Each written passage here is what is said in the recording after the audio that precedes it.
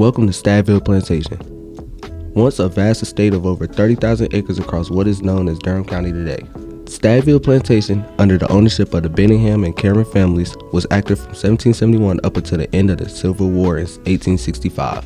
Today, this site stands as one of North Carolina's largest reminders of slavery, while also primarily focusing on the lives the enslaved people had to endure during this gruesome period. So as we explore this site, let us engage deeply with the narratives of resilience and hardships that define its legacy.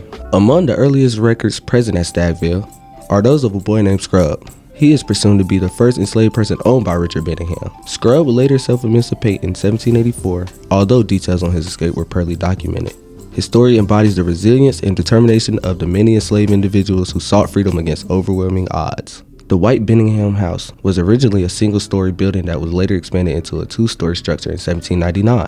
This house was strategically built on the highest point at Stagville to formally serve as a symbol of power and status for the Benningham family. This house will also be a common gathering place for those amongst the elite class in the South. Now let's talk about the artifacts found on this plantation. This cloth doll that was found in between walls of the attic is assumed to be a children's toy.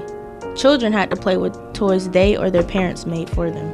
The toy was made of a rough fabric and cotton with an embroidered face made by silk thread.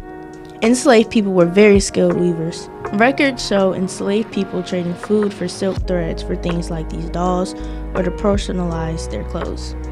Now on to this Calvary shell, found by archaeologists who excavated underneath a slave quarter within walking distance of the Benningham house. The Calvary shell is not native to the Atlantic Ocean and wouldn't be something that would just wash up on shore. It's native to the Indian Ocean and thought to be carried or worn by someone in the Middle Passage. The shell was seen as precious, valuable, and useful to many cultures around West Africa.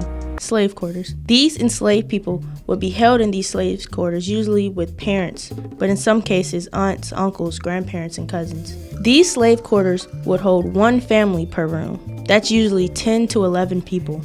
Stagville would eventually be so large that enslaved people could be separated from their families without even leaving the plantation. It was forbidden for these enslaved people to leave the quarters they were ordered to live in. Although some enslaved people would sneak out at night to see relatives because they were determined to keep family relationships strong, even though it was illegal. In hopes of acquiring more power, enslaved people were forced to march on foot to Alabama, enduring harsh conditions, to build a plantation for Paul Cameron. This journey would mark a new level of suffering for those enslaved, as they were separated from their families and had to face the Alabama conditions that were way more extreme than those in North Carolina.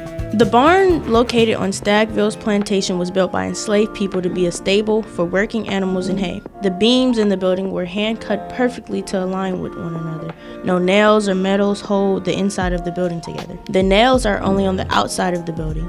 Large timbers were connected to specifically carved joints and custom wooden pegs.